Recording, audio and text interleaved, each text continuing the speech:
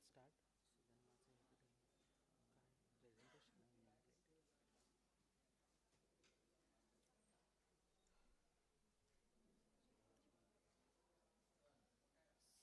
So then माझं इकडे काय presentation आहे immediate. Sudhanva sir.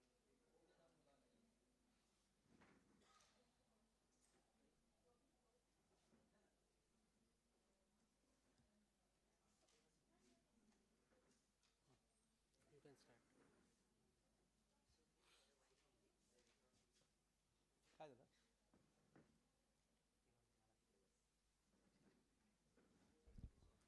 Should we start?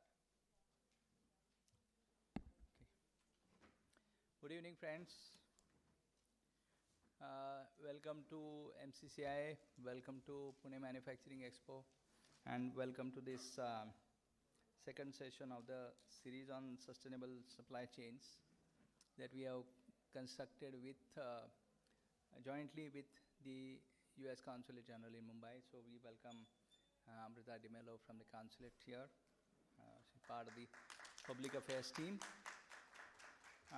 And we also welcome all the speakers today who are going to take us through this wonderful world of manufacturing sustainability 4.0. So we have amongst us Mr. Dushyant Habu, Madam Supriya Badwe, Mr. Manoj Mule, and my colleagues Chetan Sangole, who looks after our sustainability desk. So basically the idea of constructing this series and the whole of our sustainability initiative is to help the industry representatives, industry constituents, whether it is micro, small, medium companies or large companies to some extent, through knowledge sharing sessions like this, through sustainability actions that we suggest on the ground, and collective learnings that we do at various forums, and also some of the industry visits. As we did learn in the Lean Cluster initiative, the effort was to first understand what is the Lean concept is and then implement it collectively, and also visit the respective plants to share each other's best practices. And the effort has been continuing for good 10 years. Something similar we are trying to attempt in the sustainability desk, where we are trying to inculcate the habit of being a sustainable company in the global value chain, right at the root, which is the tier 2, tier 3 companies, and of course tier 1 companies, and even the smart cities, townships, and the cities level, etc. So with PCMC also we are trying to do a common effluent treatment plant, as some of you who were there in the morning session would have heard. Also the material recycling facility and a few other initiatives jointly with the PCMC. We are also working with MIDC. We had the pleasure of and the privilege of hosting the Honorable Industries Minister here. So the whole effort is to make sure that many of our SMEs, many of our industry constituents, and as you have seen and heard in the morning, even the MSME Secretary of Government of India acknowledged that Pune is the hotbed of economic action. So that's where we said, whichever part of the world you are from, Pune is the set of companies that you can bank on in the global turmoil that we see today, in the aftermath of China crisis on the supply chain side, the European crisis, the Russia-Ukraine issues going on, the American costs rising, and so on and so forth. So many of the SMEs, some of you are represented here, tell us, we are flush with orders, we are flush with inquiries, but when we put something to the company from abroad, first question that gets asked, how sustainable are you? What are your sustainable action plans? What are your actionables? What demonstrable points that you can score so that we can improve your RFP and this. And some of those who have implemented these actions with the interventions from organizations like us are greatly benefiting, and every day there is a new action that is coming to their fore, and sustainability action is happening to the greater extent. So what we are going to do is We'll have a small little brief from Chetan first to talk about what this manufacturing 4.0 sustainability is all about. Then we move to Dushyant sir, then we move to Badwe madam, then we'll request Manoj More sir, and then we'll have a bit of interaction. We have carved out a few few questions. Rujita would remember, she was one of the panelists on the other side last time round, so she would remember. Same format we would like to follow, and we would like to involve the audience towards the end to have some additional questions so that the dialogue becomes enriching for everybody to implement something for the next day. The whole series that, as Amruta would remember, when we constructed the series of events, the main point of debate was that, okay, let's not just do a conference and leave it at that. Let us try and give them some actionables so that they are engaged with us, and at the end of the series, which is sometime in January, February, we are able to point out, okay, out of those 200 people who attended, at least 20 have got the inspiration to do something on the ground, on the plant, in the thing.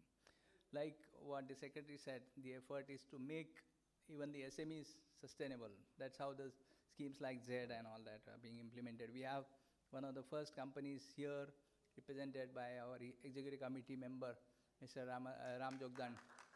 They've got the Z Gold certification, which means a lot at the SME level.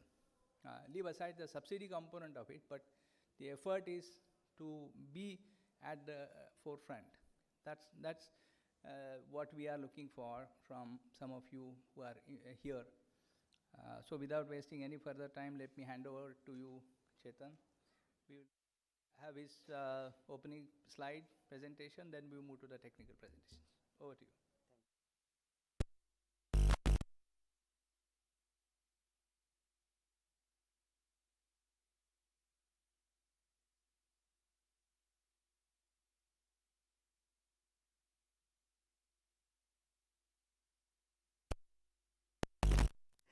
सो मशाल हमारे हाथ में है and वो मशाल हमें लेके जानी है हमारे प्लांट में. नो हाँ नो ये पूरा टेक्निकल सेशन है तो वो ऑफ कोर्स नहीं रहता है उस वैसी कुछ चीज़. And a big thank you to every one of you being here as a fellow participant, as a distinguished speakers. Some of are there online as well from outside Pune. So I'll not spend much time, but these topics are quite, you might have now observed, what is this ESG, Manufacturing Sustainability 4.0, why this series?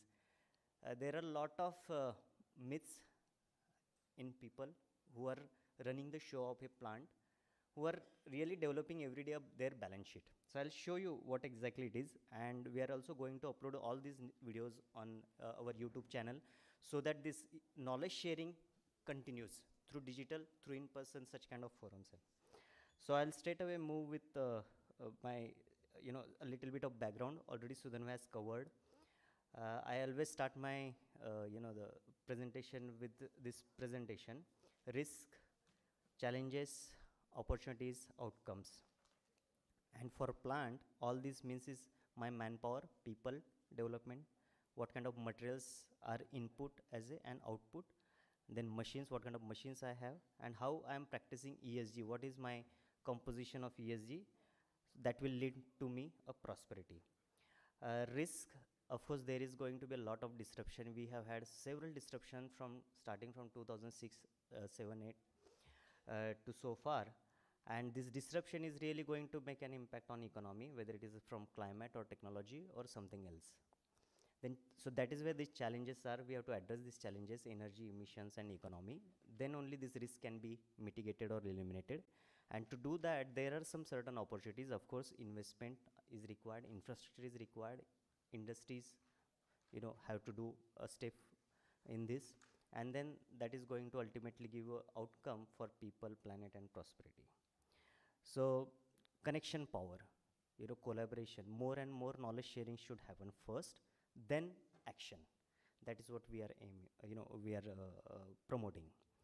from chamber side. So I call this as a mission universe. So we are all part of mission universe. For that, we don't have to take a satellite and go to Mars or somewhere else, but universe, of course, with the planet. So we started with, what is this supply chain is all about. Supply chain बहुत ही complex है, and it's a very big thing. So it start with mining raw materials, then customize raw materials, then then it goes to manufacturing setup, then some services are there, then a lot of customers are there, various customer overlapping supply chain. Then it goes to end customer, he uses, then it goes to recycler some part of it, and then some is going to landfill, and then again some recycled material comes as a for a customized raw materials. And in between all of this, landfilling is one which is increasing day by day. On one side, land is really reducing because of water, or maybe because of floods, water means, and because of landfilling or waste generation. So we really need to think a lot for this. Logistics plays a role everywhere, and emissions are there. So what we decided in the entire such kind of the supply chain, we should focus on first materials. This is a part of circular economy, so material circularity we called it. Then manufacturing sustainability 4.0, that is what we are going to have discuss today. The first session held on 14th of September. Third will be soon planned on lean logistics, and the fourth will be on financing sustainable supply chain. This is what it is. I'll not discuss more, but if you look at this connecting dots, ESG supply chain, E is green, S is yellow, a little bit brown, and then G is governance, and economy comprises in the governance part. So this I'll skip this, but this is the first session ka presentation about linear practice, reuse practice. This is just to recall, and then what is circularity is all about, what we are talking about for the materials, what kind of things needs to be done, and we had a great response on this thing. But I'll just share on circularity means sharing. So generation, retention, and distribution. I'm talking about all economy, and economy with the materials. So generation of economy is important. We should do as Indians, and then retention of it, and then distribution of it. This needs to be balanced. If there is no balancing in this, then of course it is going to impact on economy again. So I'll skip. Amol, can you please help me? There is one another slide I would like to show for this today's presentation. Sure. Just go to minimize this one and open another presentation. Here. Folder. This 2.2. So now we'll talk about manufacturing sustainability. Is it showable on screen? Yes. On screen as well? Okay. So delivering sustainable production through ESG, how it can happen? Because on conventional way, people think that ESG doesn't belongs to us. Environment, so the social inclusiveness, we are doing some part of health and safety, some part of environment, that's enough for us. But no one is thinking of biodiversity, no one is thinking of even the waste minimization and all that part. That's why I thought this one slide is very, very important to connect all the dots and to look at 360-degree way what is plant manufacturing sustainability is all about. So machines, of course, their readiness, conditions, and efficiency. So that also means 100% quality at machine level. Then manpower, their skills, strengths, and managerial leadership. Managerial leadership comprises all technical ability, financial understanding, and managerial capability. Then raw materials, just-in-time availability, right cost, right quality, zero waste. Systems and processes means SOPs, standard operating procedures, sustainable practices, and real-time energy evaluation, monitoring, and verification. EMV means that too as well some protocols which is standard international. This is very much important for systems and processes. Then tools and dies, appropriate design, calibration, durability. Energy, of course, responsible consumption, conservation efficiency, emissions reduction. Water, conservation, zero discharge, air, efficient compressed air, and clean working conditions. And safety, OHS and RMS. RMS is risk management system. And of course, inclusivity is involved in safety. And then partnership, learn and do, and value sharing.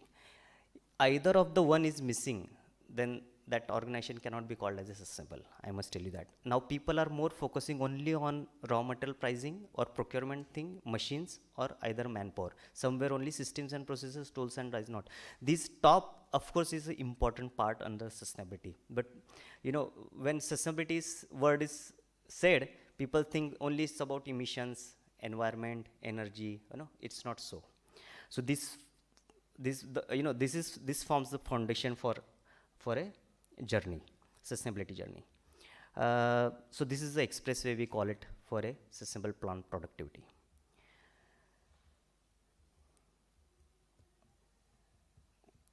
And but this is all technical, but there is something more of importance, which is about governance. Sustainable governance is also important. So strengthening governance performance is very, very important, because somewhere we have seen that the policies are exist, but procedures are not there. Procedures are there, but policy is not there. Or I'll brief with you slides. Now change in management approach is required. That is where the involvement is very important, and commitment to ESG. Somewhere we see involvement is there, but commitment is not there. Somewhere commitment is there, involvement is not there. So this has got a lot of actions under this.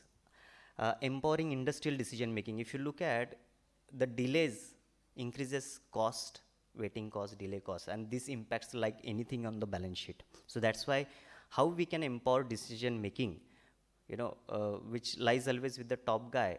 How we can empower the middle management as well, that is the question. Then action based indicators, these are very, very important. For that, assessment and actions are required, because everyone is monitoring or collecting a lot of data, but assessment is not happening.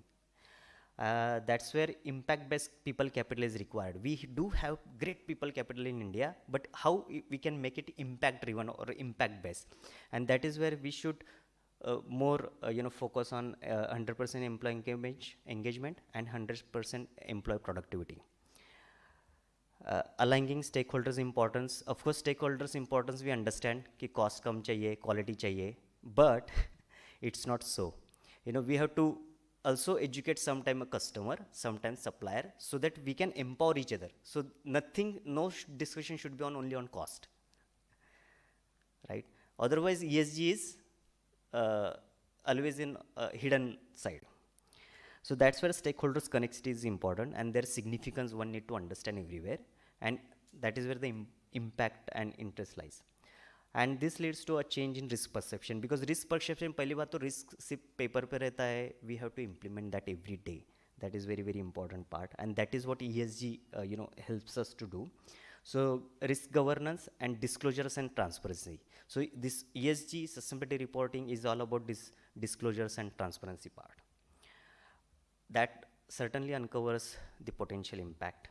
So we have to revisit, realign, record and report, and then evaluate, monitor and results, because the results are going to be 100%. Of course, for that we have to unlock growth opportunities by connecting 100% with the customer, and then coming up with more new products, new customers and new markets. This increases our top line, and that is how it will accelerate the happiness. So we call it triple bottom line approach, and that is where the value sharing will happen.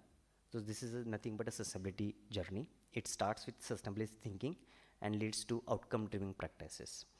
So this to strengthen this governance, this ESG journey one has to adopt, and that is where every organization needs someone as a coach or someone who can guide them what to do and what not to do.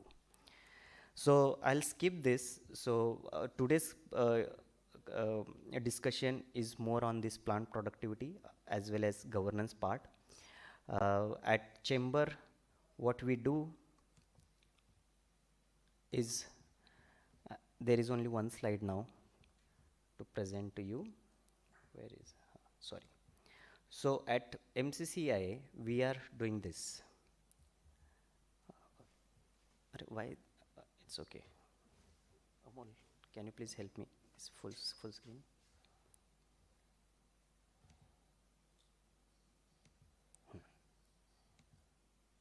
Okay, thank you very much. So sustainability desk formed 5 years back. by our uh, ex-president, Mr. Pramod Chaudhary, who is the chairman of Prash Industries, and we started this activity for promotion of sustainability actions. And we get every time new industry leaders to share their perspective, to share their success story, and to share their initiatives, impact stories. And today we have, companies like Budwig Engineering, we have companies like Cummins India Limited, and we have VDL Pinnacle Engineering India, who will share their case studies. This is, of course, to help MSMEs and large enterprises, as Sudanova said, but moreover to develop more and more sustainability actions and help them to implement and to achieve that. And for what does it delivers? It attracts investors and customers. Industries can become choice of supplier. That is very, very important. Otherwise, there is always an alternate for a customer. Please understand. Always there is an alternative. And it is going to be like this in more, it is going to increase in future more. This, of course, adds, strengthens employee engagement more, positions in global supply chain, improves bottom line and top line both ways, strengthen governance performance, improves plant performance, maintains quality perseverance. Quality perseverance is always there, but it has to be maintained every day. So no rejection, no internal rejection, no customer rejection, no rework even, zero rework. And then it helps to balance supply chain if you promote this, and it enhances customer connect. So this we call as a friendship ladder. Unless and until we do friendship, or we make a friend to customer, or that there is a business, of course, but that is a conventional way of thinking. Here I am talking about win-win thing, and that is what we would like to change this. And this is what we are doing. So we have already formed a cluster. We do have one member sitting here, Mr. Pete from Exponential Engineering, who is one of our cluster member. We have a representative from Brembo. We have representative from Dali and Samir. They have really did fantastic job, and since they engage, we have one more member from Integral Process Control Private Limited. They are also doing a lot of job, and they are also sharing their case studies. So what we do, we start with this one, use of international learnings, more closely working with people, getting such a distinguished people to share their knowledge, and then we help in assessment with their people, of course, who get engaged with us, and then we implement with the help of them. And what we implement is a proved solution. Now you will hear what kind of proved solutions these guys also have implemented and tested, and that is what gives you the ROI, and that, of course, improves the bottom line. So what are the things? This is very quickly, I'll finish. So cluster is a group of 5 businesses, enterprises of any sizes, any sector. There is nothing like that. It's all common, we make it. नहीं तो लोग कहेंगे कि सिर्फ textile का करो, pharmaceutical का करो, इंजीनियरिंग का करो, अच्छा हमारा कॉम्पिटिटर तो नहीं, ऐसा कुछ है ही नहीं इसमें. It's very different thing. So what we do, we first align thinking. Second, we prioritize actions for growth. Third, we assess impact and potential simultaneously. We develop targets and measures. We implement closely by working with their core team. We build capabilities of their core team. That is, of course, technical capability, technical ability, managerial capability, and financial understanding. Because these 3 all should be improved. Then only the leader can be called as a area leader. That certainly helps to improve triple bottom line. Not just an bottom line. And then provide monitoring tools to do that, and then share stories from your own case studies or success stories, like what we have today, and then communicate or showcase this kind of this kind of result through a sustainability report. And we use GRI standard, which is a global standard and universally used to develop this entire report.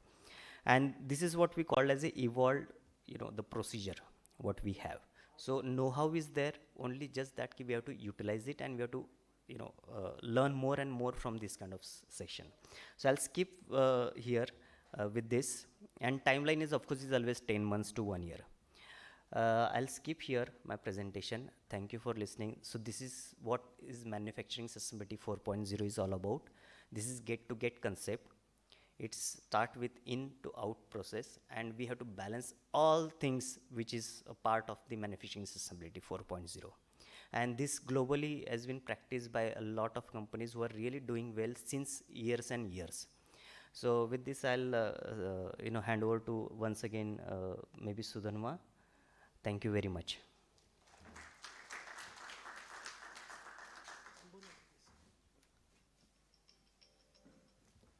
Thank you, Chetan. Now, let me request Mr. Dushyant Habu to make his presentation, please.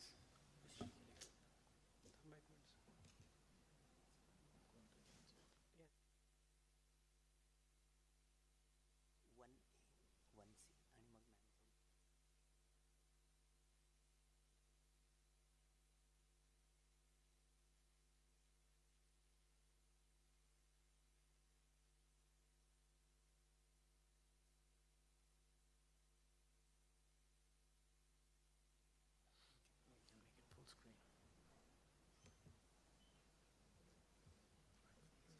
Full screen.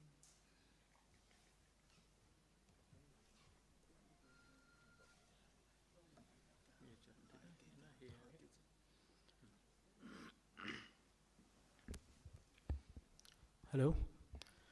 Okay, first of all, thank you to MCCIA for presenting us with this opportunity to speak, my fellow panelists and all the guests here. So what we do is, I represent this company called VDL Pinnacle Engineering, and basically we are a joint venture between a Dutch company from Europe, 50%, and 50% Pinnacle Industries Limited. So this JV was formed in 2016, and the core work that we do is that we are turnkey suppliers for production systems in the automotive and general industry. We specialize in manual, semi-automatic and robotic body-in-white weld shops. We also do a lot of automation-related projects for the general industry. We are experts in bus body assembly lines. We have delivered complete bus body lines, welding lines to Daimler and to Tata Marco Polo in the last 3 years. We are experienced in setting up smart and lean factories for passenger and commercial vehicles, for cars, trucks, buses, and coaches. The core work that we do is provide simultaneous engineering, process design, prototyping tools, simulations, tooling designs, manufacturing, PLC and robot programming, installation, commissioning, and entire plant setups. So Pinnacle Mobility Solutions is one of our group companies where in April recently we have launched our brand called ECA. Here we will be manufacturing EVs, electric vehicles, and also hydrogen powered vehicles. So the first flagship product that we have is the 9-meter bus, which has already been launched. 2 protos have been prepared. We'll be launching officially in the market soon. The production plant is being set up currently for this. And apart from the bus, we also have the LCV line for 1.5 and 2-ton vehicles. So ECA is a product of Pinnacle Mobility Solutions, and we are one of the only 3 commercial vehicle manufacturers in India who have been approved under the Champion OEM scheme of the government under the Auto PLI, which is the production linked incentive. So what we want to do is we want to create a new paradigm in global commercial vehicle electric mobility for buses, coaches, and LCVs, and a plethora of upcoming innovations which will be out in the next 6 months. So we want to be sustainable, of course. Being an electric vehicle company, that is one of the primary goals, why the company was set up in the first place. So we definitely want to be sustainable, profitable, and an efficient EV solution provider to accelerate mass adaptation of new energy vehicles. So we also want to introduce a new ecosystem of technology, manufacturing, and distribution of new energy commercial vehicles. So with the introduction out of the way, I would just like to speak on what exactly is sustainable manufacturing and what are we doing currently in our multiple plants and in our group companies to be a part of the trend. So firstly, sustainable manufacturing at this moment is no longer a jargon. So it is a reality. It has to become a reality very soon. Right now, all the OEMs are trying to keep pace with it. The tier ones are gradually coming on board. And our responsibility as a part of the industry is that we have to help percolate the sustainable manufacturing to the tier 2s, 3s, and the other sectors as well. So sustainable manufacturing has, as such, a lot of variety of definitions. But what we can say is that sustainable manufacturing aims to produce goods with minimum use of energy, using completely natural resources. By default, it will maximize the profit, and parallelly, it will also ensure societal health and safety throughout the product life cycle. So the key impact areas for sustainable manufacturing are engineering, sourcing, production, and transportation. So how does engineering support sustainable manufacturing? Everything starts on the table with a design. So engineering is definitely the most important aspect of it. Modular product designs support sustainable manufacturing. So the more the commonality you have in your product designs across different products, across a generation of products, different models. So as long as it is modular, we can limit the number of tooling, limit the number of equipment, thereby saving a lot of space and energy. Reinventions of processes need to happen. I'll touch upon a couple of them in the next slide, and waste reduction, of course. From the sourcing part, usage of alternate materials. This is something that we as an industry collectively need to work upon. One such innovation that we are doing is we are using FRP or composite panels for the vehicles. I'll touch upon this again in the upcoming slides. Vegetable oils for cutting processes. This is something that has been tried in Europe, and they say it is fairly successful and at a fraction of a cost. So this is something that could be interesting for our local industry and market as well. Production, of course, improved operational efficiencies, optimizing layouts, having lean processes in place, removing or getting rid of the redundant processes which have been going on for years. Smart technologies, MIS systems, industrial Internet of Things, IIoT or IoT as they say. Then the fourth one is transportation. We have to decarbonize the supply chain. Right now, we have one OEM stationed at one location. They are spreading their products to various parts of the country. A lot of carbon emissions are happening during this transportation, be it through road, be it through rail, be it through air. So this is something that we need to come up with a solution for this. That is something that we as a group are also trying. I'll come to those. So the conventional methods are reduce, reuse, recycle. We've been seeing the triangle since many years.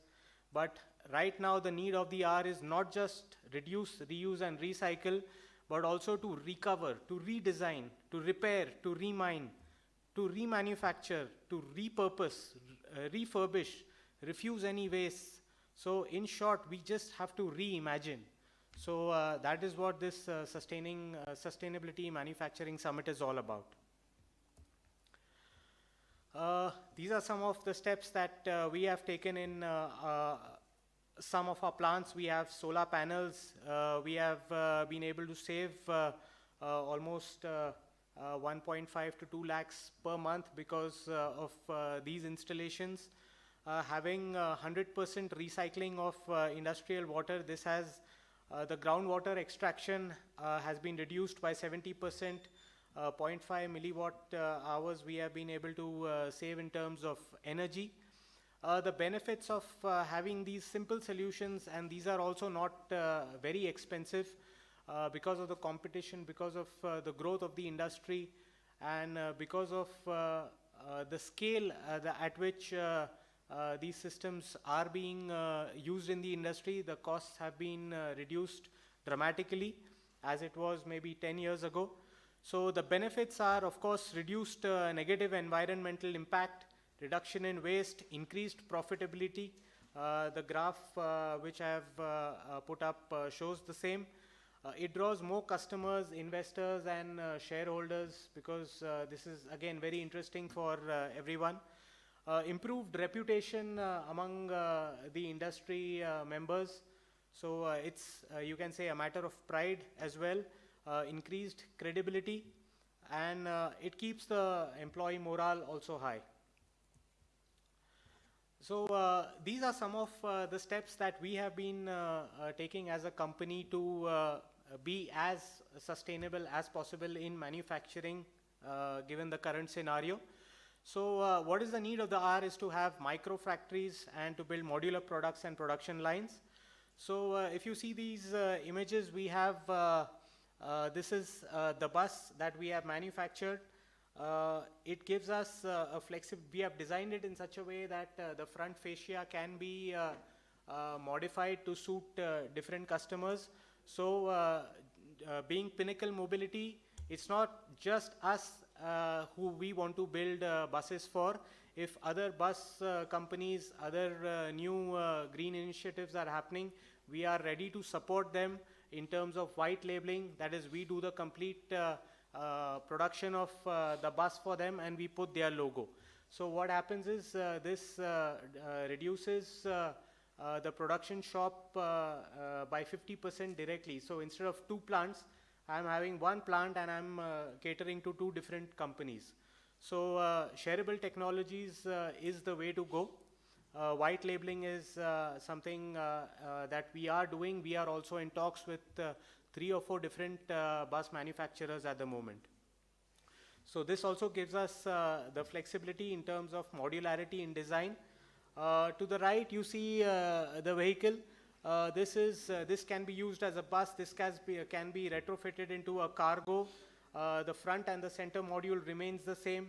So that way, on the same line, we can have 2 different types of commercial vehicles built, because the chassis and the front essentially remains the same. So this leads to low investment in manufacturing, smart lean factories. The products are, what we are also doing, you can see there is no sheet metal here. These are FRP and composite panels. So the product itself has been designed in a way that we eliminate surface treatment and painting using lightweight composite panels, thereby saving water, space, and costs. So the entire paint shop of an OEM is eliminated simply by rethinking and by using a different material. So the paint shop in any OEM is the largest cost factor. With, for example, a bus paint shop, if I have to put a new one, it will cost me nothing less than 60 to 65 crores as an investment, and the manpower to go with it, and the amount of water that is required in a paint shop is tremendous. So the composite panels, for that you do not need a complete paint shop. A simple spray paint booth is enough, and we save a lot of water, space, as well as costs. The timeline of building the factory itself gets reduced further. Another important in manufacturing is having contactless welding using lasers. So instead of the conventional MIG welding and the TIG welding, we can go for contactless lasers. They are not very expensive, and it's a one-time installation. The cycle time reduces by more than 60 to 65%. Modular product architecture, I've already touched upon it. We are following a Lego concept that allows for development of new variants in a shorter time span. Plug and play digital architecture with integrated controllers. Our software for the buses, the trucks, the cargo vehicles, etc. essentially remains the same. So that makes it possible. Asset-light production models. So this allows for a common production line for different generation of vehicles. Common tooling for same generation of products. The next thing that we are also coming up right now, we are working on electric vehicles using lithium-ion batteries. But our proto is also in place right now, being tested for hydrogen-powered mobility to further reduce carbon footprint. Some more practical solutions to sustainable manufacturing. Having complete bus or truck assembly kits. So you have kit-based concepts, you take it to one micro factory. So instead of an OEM having one central factory and distributing to various channels throughout the country, you can have many micro factories in place using the kitting concepts, using, because the paint shop is eliminated, the tooling is common. You have satellite centers to cater to local clusters. It also promotes more jobs for the local people wherever the micro factories are. Optimized logistics, because if you have a central location, you just have to provide the kits and then everything happens locally, a smaller footprint. Some other techniques are predictive analysis and having smart systems. You have advanced tools to help reduce energy consumption and raw material waste by ensuring optimal operational efficiency. You have IoT, IIoT, and artificial intelligence, machine learning, which spots variation in water and energy consumptions and provides early alerts. So this can help in a lot of savings. Another interesting concept is that if you have AI and if you have AI and IoT and MIS systems in place and automation to go along with it, we can have a lights out manufacturing where the robots are doing their job, the automation system takes care of itself. You do not need manpower to run those production lines. So what can happen is you can have a lights out approach.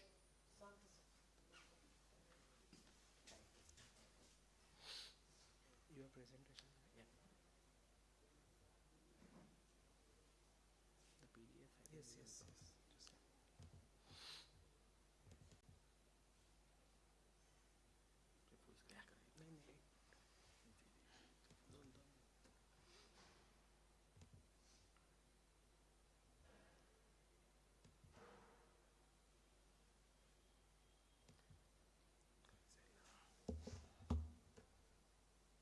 Yeah, so the point that I was touching on was if you have a lot of automation in your plant and if you have intelligent systems to go along with it or the smart systems, we really do not need manpower to run those lines.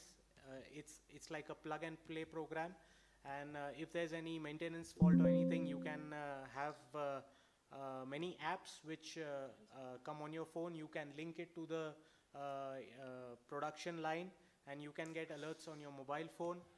Well, all these, we think that, okay, these are, techniques that will, that is of the future. But in fact, these things have become a reality and it's closer to being mass adapted than we think. Okay, so another practical approach for sustainable manufacturing, especially for the OEMs, is to have a robotic proto shop. So OEMs come up with multiple models of vehicles across years. Typically, you have one launch every year, or if it's a big OEM like Maruti Suzuki, you have 2 or 3 launches per year. So right now, we are not having the concept of a robotic proto shop in the industry. The protos are being built separately. So if at all this is commonized, then we have these advantages. Firstly, it's a high-tech setup at par with global standards. Lesser quality loops will be required because the production line eventually will be automated, and a robotic proto shop would provide similar results at the proto stage. Right now, the proto stage complete operations are manual in nature. So maybe, for example, if I have a spot welding of a cabin, I will add much more spots. I'll add a lot more materials to get the output what I would have got in my production line using robots. So this leads to increased costs which can be controlled. If you have a robotic proto line, you can have highly consistent quality of prototypes. Right now, if any OEM has to make 10 protos, then the quality of each of them is different. And as a production guy, you can never know how it is different from the other. Quality wise, definitely, dimensions wise, definitely it will be different. Even in terms of use, it can be different. So a manual proto line may lead to over designing the product. Lesser number of sample child parts would be required to prove the process in a robotic line. Considerable reduction in manpower, improved output as compared to manual processes, and equipment life of 12 plus years. And the advantages of having a robotic proto shop is also that if you are at the end of one cycle, then the same equipment can be absorbed into the production line, thereby saving a lot of equipment costs. So something that we have done right now is we have tried to innovate. This is one such example, which is a 5-axis Ferris wheel. So it has one major axis, 4 minor axes. In the customer RFQ, we had received a turntable in the layout. So when we did the engineering ourselves, we understood that, okay, there is a better way to do it, which can reduce footprint on the shop floor, which is much more ergonomic and substantially cheaper as compared to rotary turntable. So we came up with this concept of a Ferris wheel, where we have one major axis and 4 minor axes, which gave us a lot of flexibility. It was much easier to maintain. It saved floor space, lower investment, and we also received appreciation and a repeat order from our customer for this. So separately, we have also filed a patent for such a system. Another improvement that we did for one of our local Pinnacle Group company projects was that the design data that we received from engineering had 3 robots. So what we did was, and because the production volumes were not very high, we said, okay, we'll do with 1 robot and we'll move the fixture in and out of the cell. So for 3 different models, instead of having 3 robots, we had 3 different fixtures with 1 robot. And using such docking arrangement for fixtures, we were able to save 2 robots, thereby saving a lot of space, costs, as well as keeping the operation flexibility the same. So this is just an example of an automatic docking station. Fixture on wheels with a docking and a locking arrangement can be provided. It reduced the number of robots on the shop floor. It increases the utilization of existing robots. So for example, if I have 3 robots with 50 to 60% utilization each, if I have 1 robot with moving fixtures or docking fixtures, what happens is that by default, the utility of my robot goes up. So that becomes close to 90 to 100%. So these are certain advantages that we have. So I would just like to end by saying that sustainability is a journey. The sooner we begin, the sooner we can hope to reach our goal. Thank you.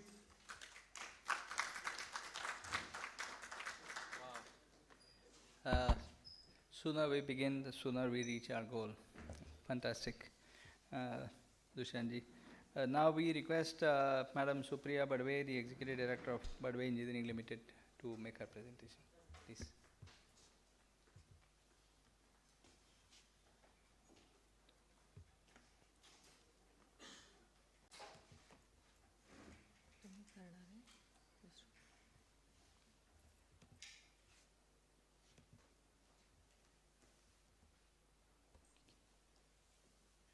Good evening, everyone, and thank you, MCCIA, for this opportunity to present here for Badwe Engineering Limited. So I will just try to conclude my session in lesser time, because I know it's too late, but just to start with. So on behalf of Badwe Engineering Limited, I am going to share my presentation today. So the topic is Industry 4.0 for sustainable supply chain and manufacturing processes. So why we need this sustainability? Everyone knows that we are living in VUCA world. Volatility, uncertainty, ambiguity, and complexity. These are the four things we are living in today's world, and really looking at the various demands from the customers. So like we have 40 customer, 30 factories across India. So looking at this complexity, really we need to look at the varied customer demands, and we have to make some sustainability in all our process and production and quality systems to create a customer delight for all our customers. Next. So this is how the industry 4.0 path. I want to share with you.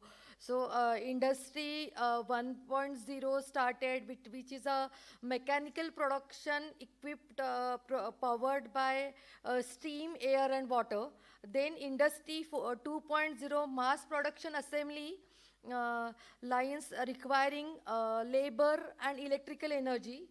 Then evolved third industry 3.0 automated production using electronics and IT, and now we are talking about industry 4.0. So industry 4.0 is a new concept, just came in 5-6 years back, but it consists of intelligent production incorporated with IoT, cloud technology, and big data.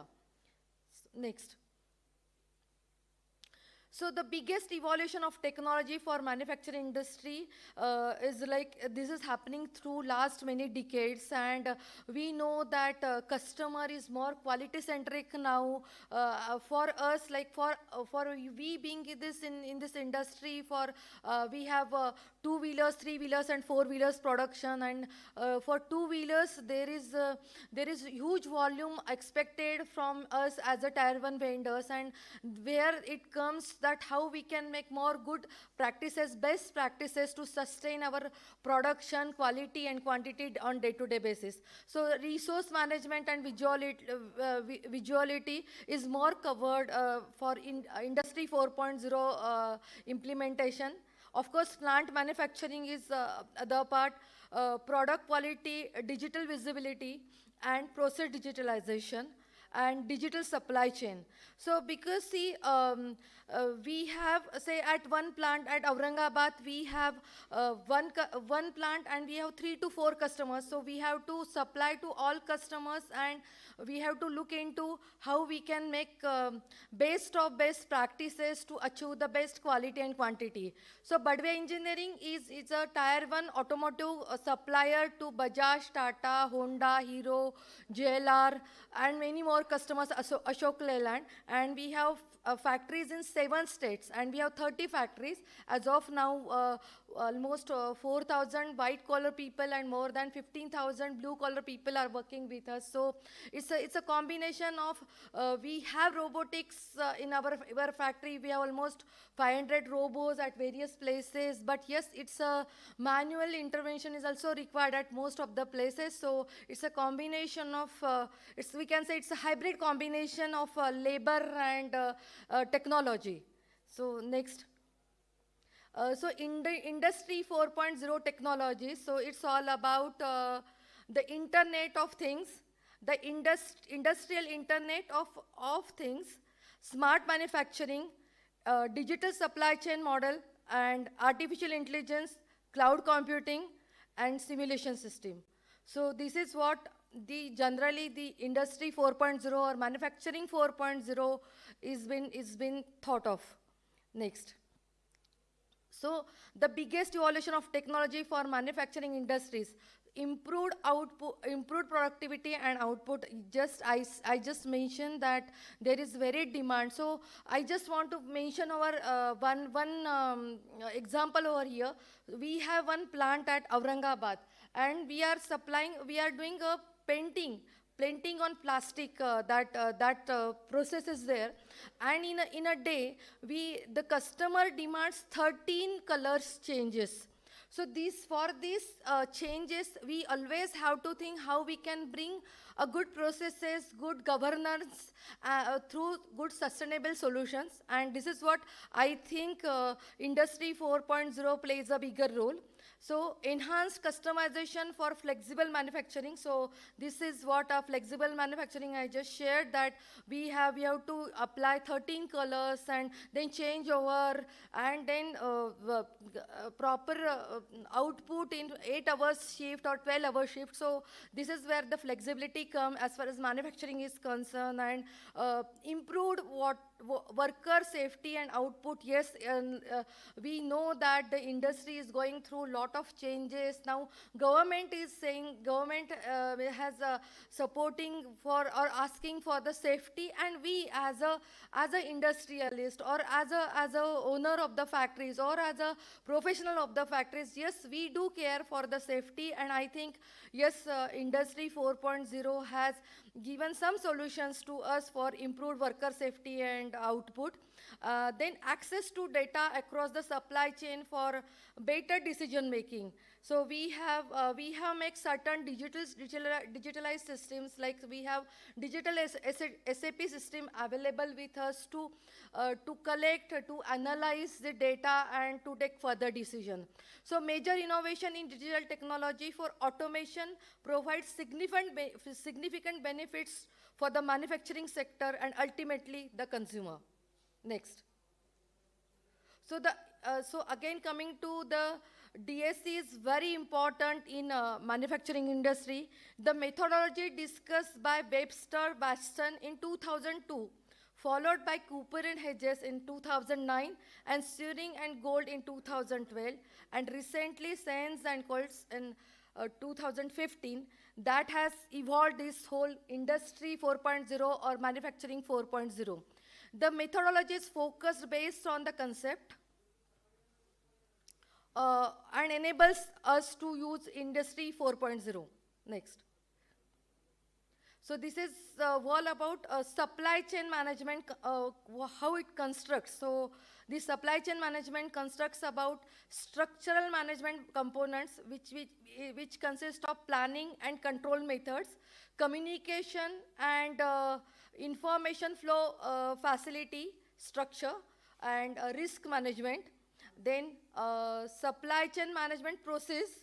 So it covers customer relationship management, supplier relationship management, and demand management, of course. So supply chain network structure consists of upstream suppliers for tier 1, tier 2, tier 3. Then second and third part, logistics, customer wholesaler or distributor. Next. So SCF, so supply chain flow, how it flows is like material flow, finished products, good flow, then financial resource flow, and return flows of goods and services. Next. So digital supply chain model for industry compromises of IoT vaults. Maybe it is to start with, so it is incoming and outgoing, then incoming inspection process checklist, tagging, storage, stocking, then packaging list, and outbound item, and then dispatching. So this is all about this business cycle, how we can look at as a industry 4.0 or manufacturing 4.0 concept. Next. So maybe I think this slide, maybe some get collide or will get I just want to share. But here this is really happening in our industry, because we have for one plant we have 3-4 customers. So customized raw material, then we have various vendors, or maybe, and then we have to provide services, and then after that we are just supplying it to our OEMs. So here this is our another factory in Bangalore, where we are monitoring the hourly production. So what is the outcome, OE, then what are the losses on that particular line. So this is also working very well. So availability of material, production count, loss accounting, real-time OE, process parameter like gas flow, air flow, current, voltage, welding wire diameter, robo speed, etc., interlock, preventive maintenance for the machine, digital tech sheet, and 3-layer audit. Next. So this is another factory in Chakan only. It is we are observing, we are utilizing two bin supply chain locations, and this is also a storage system and working very well, and it is for our suspension division. Next. So this is all about what we have done, what we have learned. Yes, but there is long way to go. There is lot many systems we have to implement. But yes, this is a journey. Manufacturing is always journey based on processes, thinking, production, thought process, digitalization, and the journey is on for Badwe Group. Thank you all for patience listening. Thank you so much.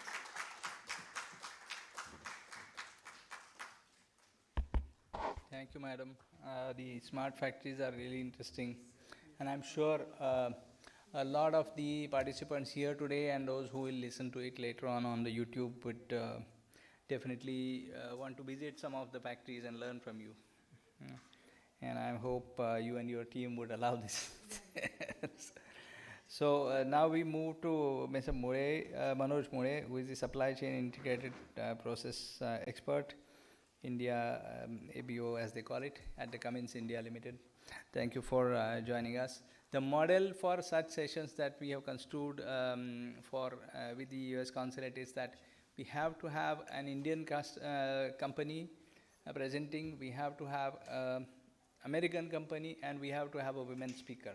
So I think, Amrita, we are trying to do justice for this model today particularly. Please. Over to you, Manoj. Yeah, thank you.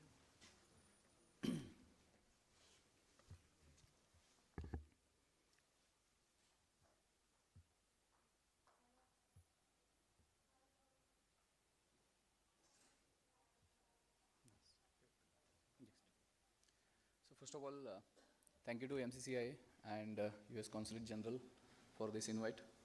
So I am happy to share what I know, but more than that, I'll also learn a lot of things today from both these my previous colleagues.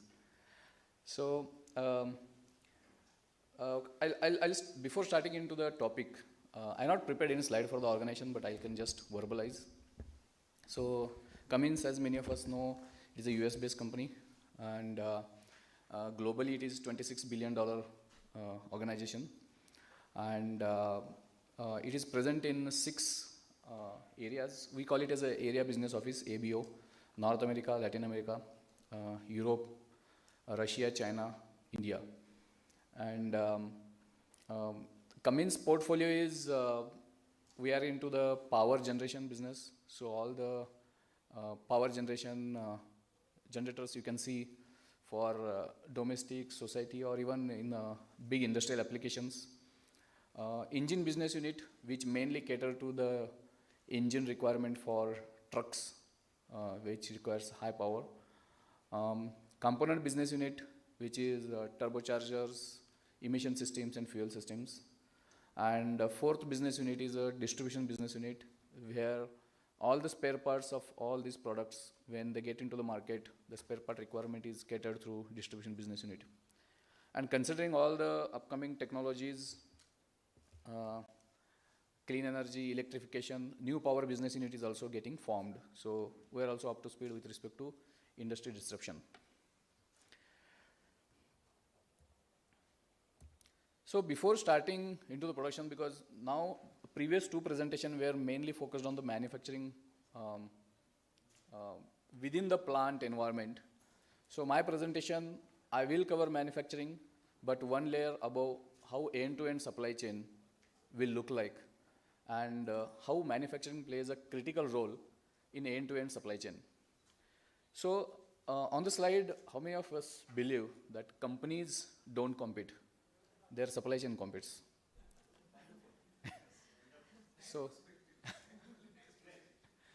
So Amazon, take example, Flipkart is there, Amazon is there. Flipkart is also trying to come to speed, but still our first impression, our first instinct is we go to Amazon to buy anything. Even sometimes we don't compare what is the price on Flipkart, because that credibility is created in Amazon, the order, price, visibility of order, when you are getting, and you are getting on time, sometime before time. So these are the things that creates credibility in the system, and they are using a lot of technologies to come to this level.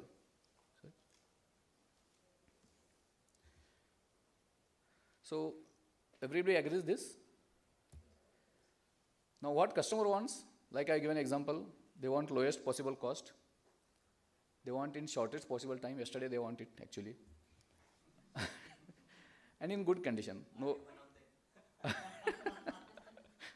So, is it possible to deliver this? Yes or no? It's possible. Question is it easy? It is not easy. So now this is coming to the main climax of supply chain. So welcome to all.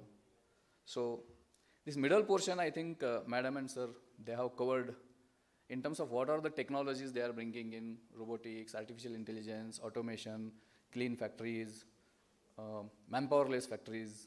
So what Budway presentation we saw. So that is the middle portion. So when we say we want to make our industry competitive, it is the end-to-end supply chain we need to address. So unless and until end-to-end supply chain is agile enough, we will not be competitive.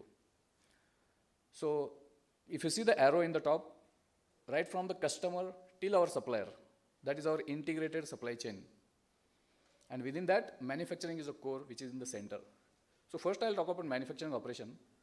So manufacturing operation is the core of end-to-end supply chain, wherein the main value addition will happen to the raw material to convert it into the goods which are required by the customer in the intended shape and form.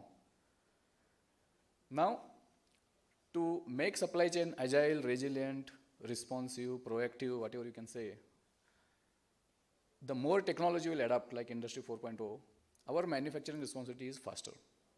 Minimum wastage in the system, lowest possible cost, lowest manpower, overheads, safety incidences.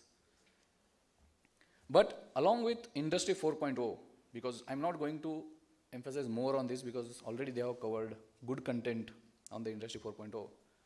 I'll cover some portion on the left side, like Madam mentioned, VUCA world. So here you can see this graph, customer fluctuations. Today customer wants 100 pieces, tomorrow he tells, no, I want 80 pieces. I want different 80 pieces. So all these complexities are there. COVID is coming. So post-COVID, we don't know. Everybody is thinking that it will take 2 to 3 years to recover the market, but market started recovering immediately. So all this is VUCA world. And that will definitely impact on your supply chain, and whether are we ready to some extent to anticipate it and to respond in a better way. Nobody can be perfect, but we can minimize the fluctuations. On the right side, we have supply base. So we have a supply reliability issue, supply quality issue, cost issue. So when we try to address both these, we can say the upstream and downstream supply chain, along with the Industry 4.0, then I think in entire package, we are preparing our industry to respond much better. So on downstream supply chain, like Industry 4.0, what can be the technological advancement we can adopt so that we can come out of manual work and we get into the automation mode. Because in 2 previous presentations, we saw what all the automation, artificial intelligence, clean factories, digital twin, those are coming inside the factory environment. But if we expand those beyond our factory environment, then we can better make use of technology for upstream and downstream supply chain. For example, supply code of conduct is anyway, it is a given principle which all suppliers has to abide to, considering the labor laws, considering the Wages Act, considering the ethics, compliance, etc. But when it comes to operations, how we can have a digital communication between us and supplier. So most of the company, they run MRP once in a week and they communicate by Excel. The person who is using that Excel or email is on leave. So they do planning with a gap of 1 week. Then there are premium freights, shortages, chaos. But with this digital communication, we can utilize all vendor portals where EDI communication, or if there is Oracle, people can use Oracle iSupplier, where customer schedules are pushed directly into your login. You have to go there. So the more and more we adapt to technology and digitalization, it will increase our speed, increase our accuracy. Now, like communication, returnable packaging also playing a critical role. Returnable packaging playing a critical role not only from a cost point of view. Nowadays, companies are giving cost as a second priority and environment impact as a first priority when to take a decision about returnable packaging. Because through returnable packaging, you are getting away of carton boxes, you are getting away of all carbon damage which you are going to do the environment. And managing this returnable packaging is also a critical thing. So people are using RFID tags on those returnable packaging so that we have limited returnable packaging and it should not be accumulated either in customer's place or supplier's place or somewhere lost in the transit. So with RFID technique, we know I have 100 pieces, 50 are in customer place, 20 are at my place in FG store, 20 are in transit, etc. So if we adopt these technologies beyond our manufacturing environment, then I think we are moving towards digital supply chain. And that's how we can respond better. Transport management system. Nowadays, the transportation logistics is given a least priority, unfortunately. Whereas it is also equal backbone of supply chain. So, transport management system basically optimizes your fleet planning. If I am an OEM and I am having 50 suppliers in Chennai, milk run concept is running for a few decades. But till now it was manual. But with TMS coming in, the TMS system will say how many components you need to pick from which supplier, which truck we need to put 32 feet, 24 feet, and then how much time it will take. It will have a track and trace mechanism. So till the time it is coming from Chennai to Pune, people can see that truck so that buyers don't have to call the driver 10 times. So there is one story I will tell, which is a funny story, if time permits. So there was a supply chain buy in the pre-TMS or digital era. I'm a buyer, for example, and I'm following, for my automobile plant, I'm having a shortage of tires, which is a critical commodity. And tires, once it gets shortage, it becomes shortage across automotive industry. So I had to run tomorrow's line. So what I done, I told the supplier that make 10,000 tires today. With lot of fight, he has prepared the batch. Then considering the shortage, buyer told that इसको 2 truck में डाल दो, 5-5 हज़ार के 2 truck में. And एक truck कुछ भी होगा, क्योंकि we know there are a lot of stories we hear from drivers also. कि गाड़ी निकला बोलते उधर रहता है गाड़ी actually. या आपके गेट पे आया लेकिन that is too long. So to avoid this, he played safe and split into 2 trucks. And he went to sleep. So मेरा line तो कल secured है. So early morning, he told एक भी गाड़ी fail हो गया तो दूसरा गाड़ी तो आएगा plant में. But when he come to the morning, line is stopped. Everybody shouting on him, tire का vehicle नहीं आया. Then he called the first driver. The first driver बोला as usual anticipated. मेरी गाड़ी का टायर पंचर हुआ था and all night I spent in fixing that issue. Then he told my decision was good. I split the tire. So he called other driver. तो तुम क्यों नहीं आए? तो बोला कि मेरे दोस्त के गाड़ी का टायर पंचर हुआ था तो मैं उसको हेल्प कर रहा था. तो this thing happened Murphy's law, but if this TMS kind of system, track and trace are there, at least we know. रात को मैं 2 बजे उठ के देखा तो ठीक है हुआ. एक तो गाड़ी मूविंग है. So those kind of technology will be helpful for us to respond to our supply chain better. So likewise on the left side also there are a lot of technological advancement. TMS is also applicable for customer delivery. Packaging is also applicable for the customer delivery. So bottom line is, as we adopt more technologies, as we make our supply chain more digital, it will be helpful for us to respond in a better way.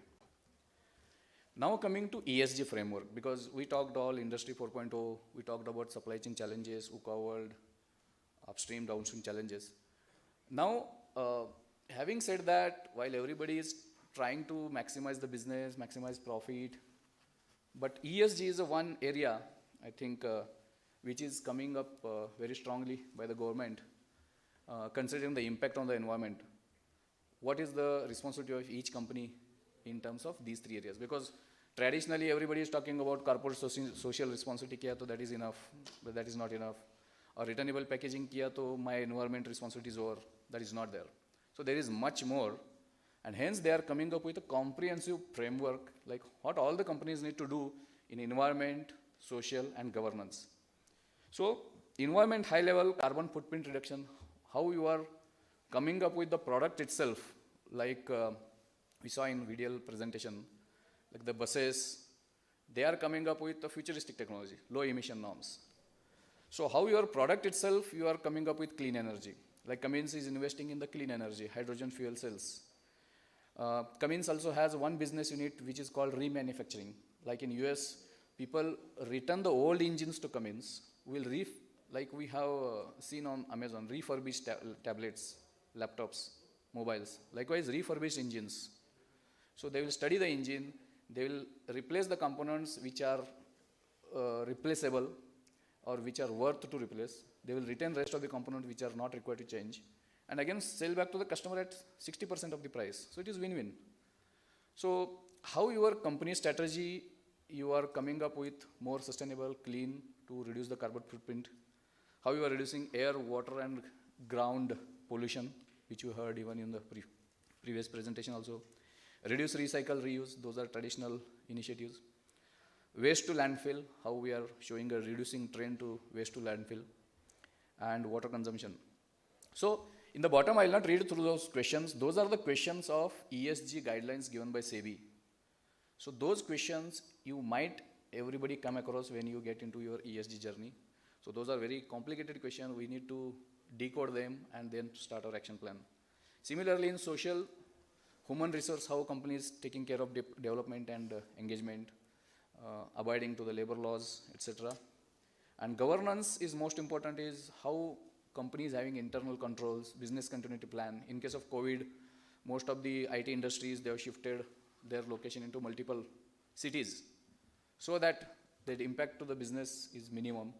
So what all the different control mechanisms you are having to ensure that whatever you are driving is monitored, controlled and corrective action is taken. So this slide I'll quickly touch upon because many companies may not have started the ESG journey. ESG is a new animal in the system that is very complex currently. So Government of India through SEBI, all SEBI registered company now, they need to comply with ESG reporting. So when we started this journey of ESG, we also found it a bit complex. There are 140 questions by SEBI, out of which 98 questions are mandatory and 42 are voluntary. Initially, the central team, ESG team, has spent a lot of time to read each and every question 2 to 3 times. Then they prima facie mapped, okay, this is falling under HR, this is falling under safety, this is falling under finance, supply chain. Then they identified spokes, like each function give us a single point of contact who will work on these questions. So questions were distributed. This question you will take care, this question you will take care. After assigning to the spokes also, when spokes have read the questions, interpretation was different. Okay, earlier it was for logistics, but actually this question is for finance. So some fine tuning still happened. We conducted a workshop and then finally it was freeze that how many questions which function has to handle. And then against each question, what they are doing in terms of from where I need to gather the data to submit to the government. And if it is a manual data, again it is error prone issue. So what tools we need to develop so that this is robust and sustainable.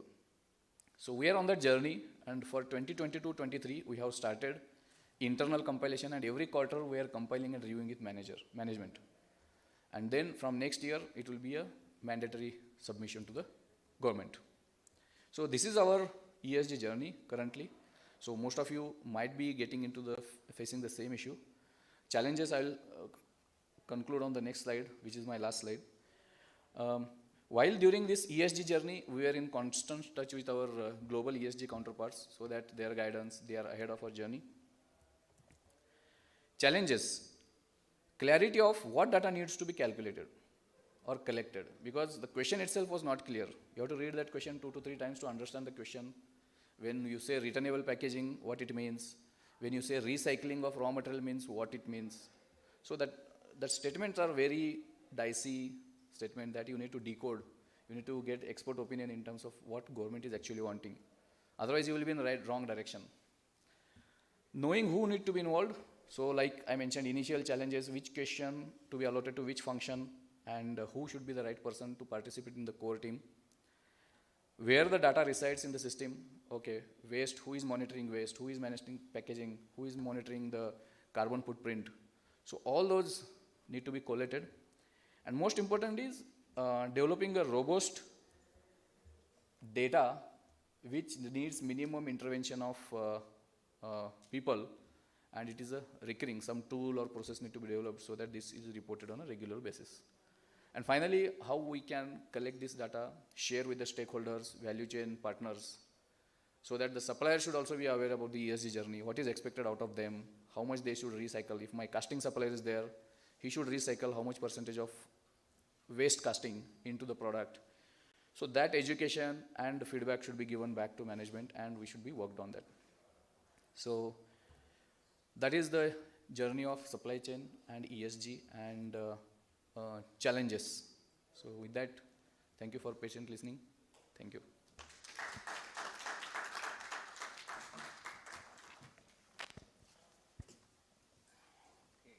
We'll just take a minute to get the laptop in so that if anybody is online, they can also have a look at what's the panel discussion. Any icon there? Okay. Then we can please get the laptop in here.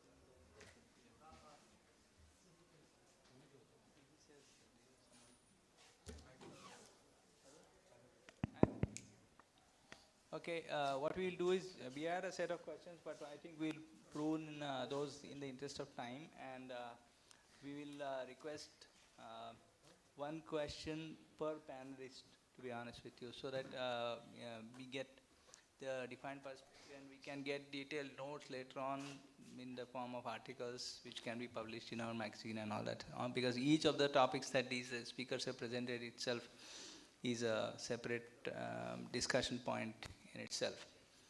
So let me begin. And this question probably is to Supriya Badwe madam. Is the initiative that you talked about, Digital Factory, Industry 4.0 implementation and all that, was it customer driven or was it driven out of your own passion? In that sense? You can use the mic. Just pull it on.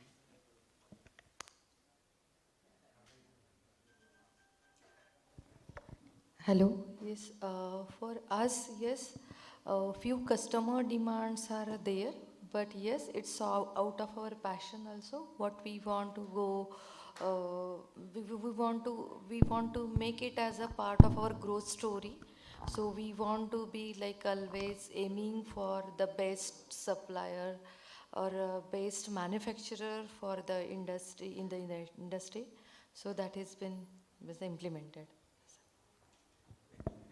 So, Dushyant sir or Manoj sir, whoever wants to pick that up next, what are the priority areas for improvement in this journey now, having progressed thus far?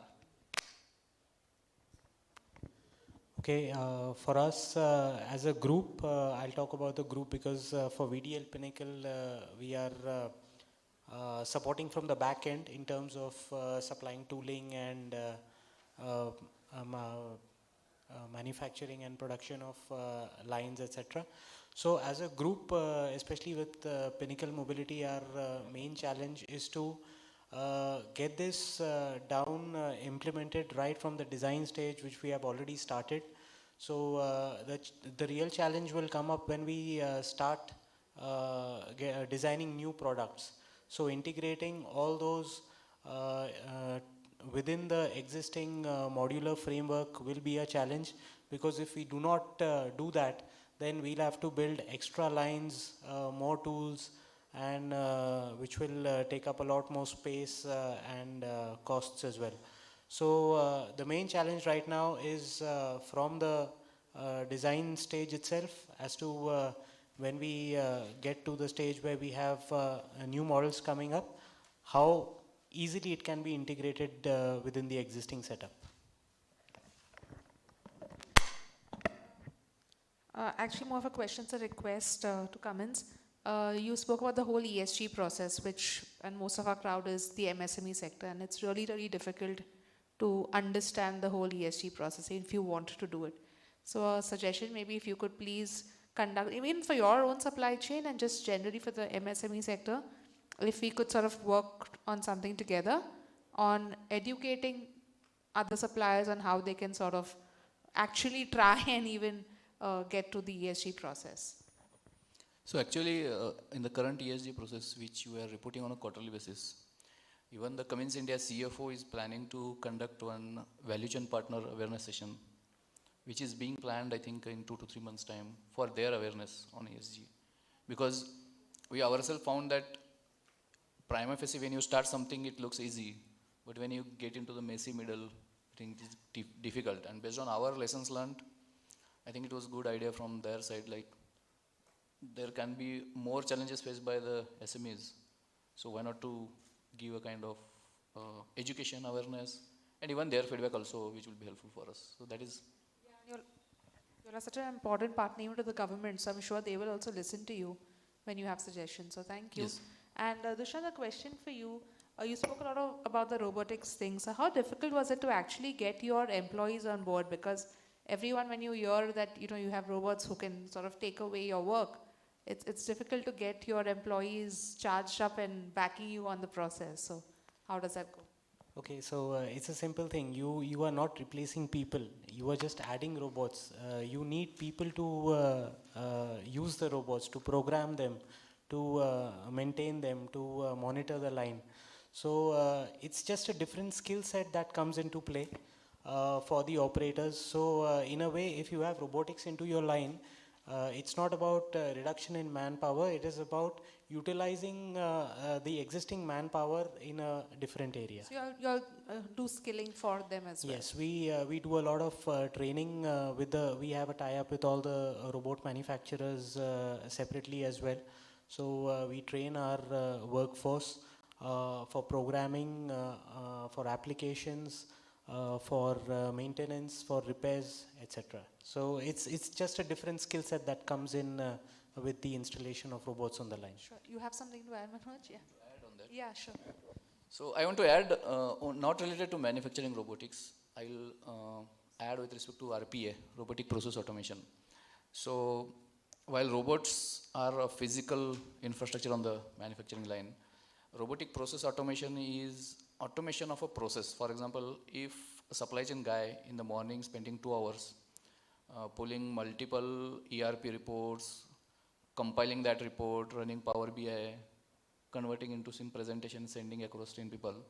So he's spending a non-valuated activity for a routine work, which can be converted through RPA and which can happen in 10 minutes time.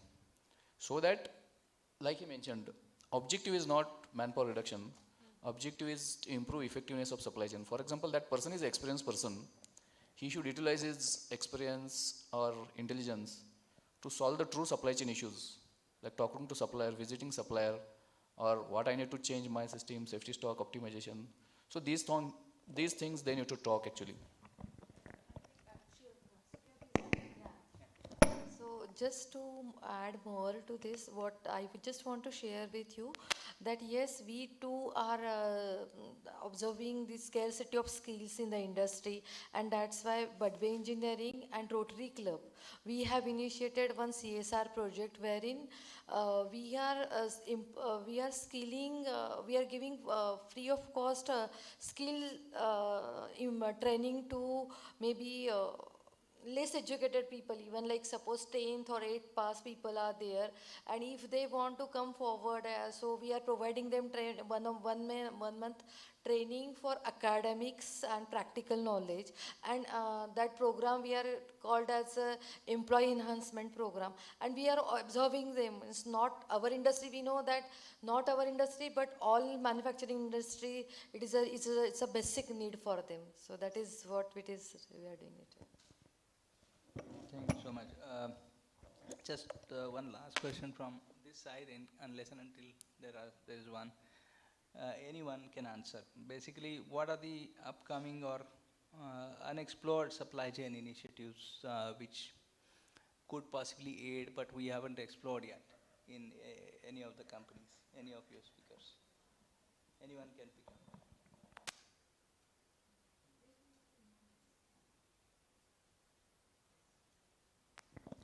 Unexplored supply chain challenges. So basically,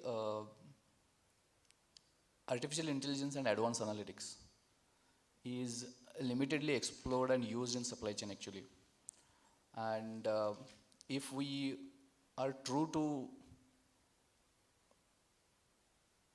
the application of those advanced analytics for supply chain, then a lot of our supply chain chaos will be limited. For example, demand forecasting is everybody challenge in the world actually, and nowhere you can see demand forecast is up to satisfaction, and garbage in, garbage out, that is leading to a lot of friction in the organization.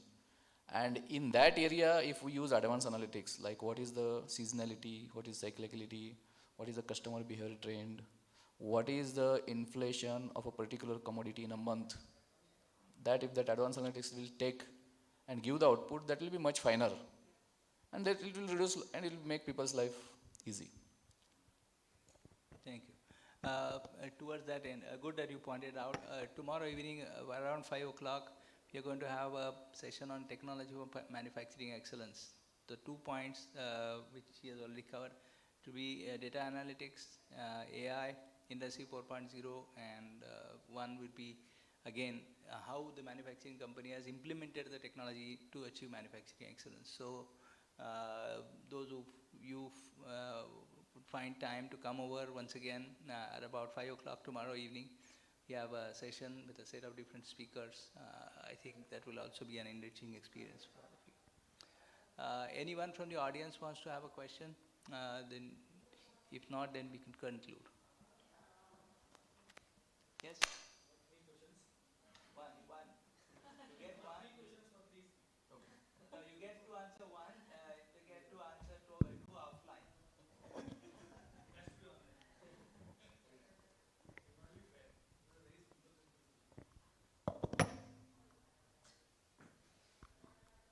Hi. For you, you know it is coming to you. How will you ensure that the world will be a carbon neutral and you are going towards carbon neutrality? Like, how will you ensure? Because when you are going to talk about EVs, the kind of batteries which you are going to be providing to the entire system, ecosystem, this will pollute the world more 80-100% than what is going to happen now. So how will you bridge the gap? This is my first question to you. The second question, the two more questions to two other speakers. And this is not my story, this is the whole world global story.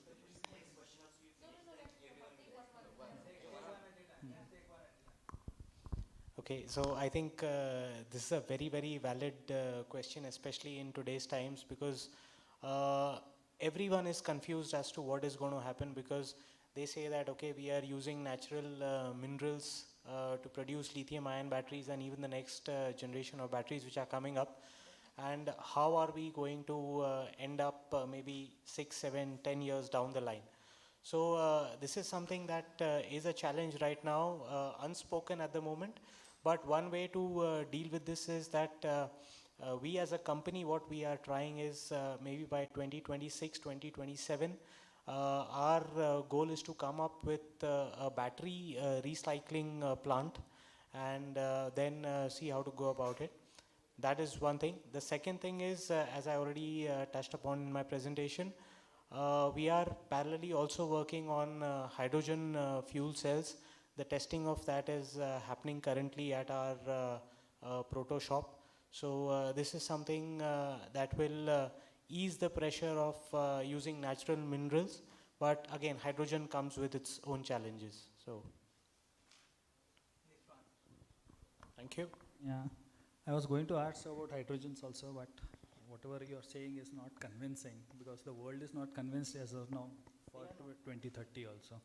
So battery recycle program and battery management systems is still not in place, but people who are manufacturing batteries left, right and centers are not in sync with what the environment wants.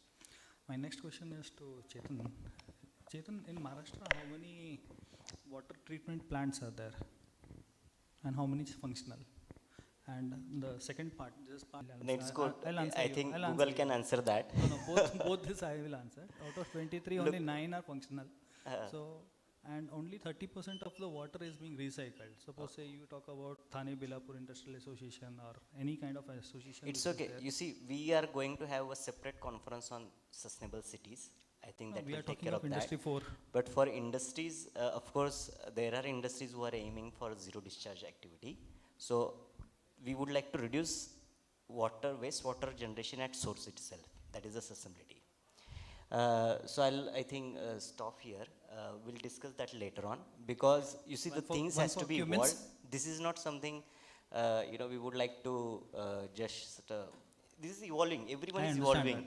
You are some maybe time on the other side of the table and will be on the other side of the table. I understand. So we are belonging to boundary concept now currently. And of course, we'll share those kind of things through some articles and papers in our Sampada magazine. Thank you. So this is your last question, right? Last question. Yeah. So for humans, is modernization becoming a hindrance for growth? Modernization becoming hindrance for growth. See, this is a essay topic in schools, because every technology has pros and cons actually. So when you say modernization becoming hindrance for growth, what is your definition of growth?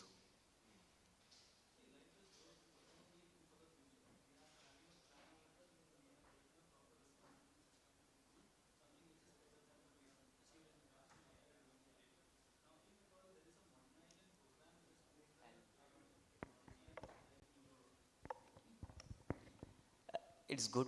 You see, everyone has got a different perspective, different strategies altogether.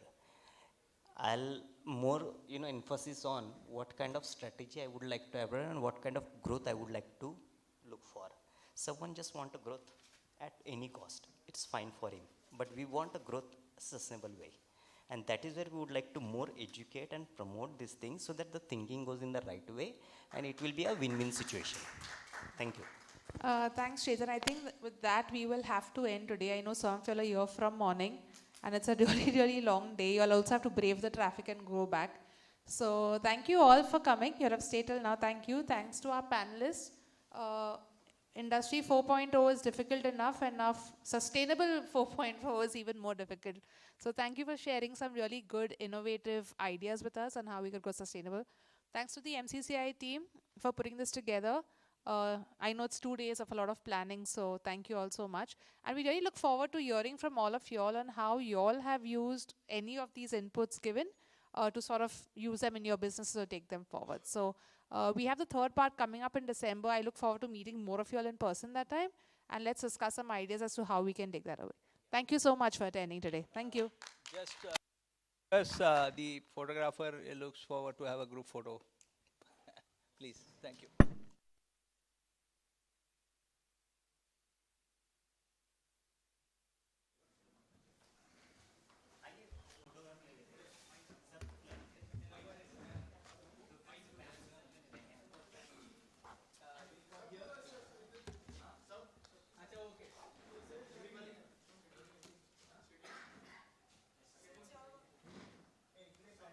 Since you were all very brave and stayed till now, we can make do with one photograph. So please, everyone, if you all can come and join us for a photograph, please. Thank you.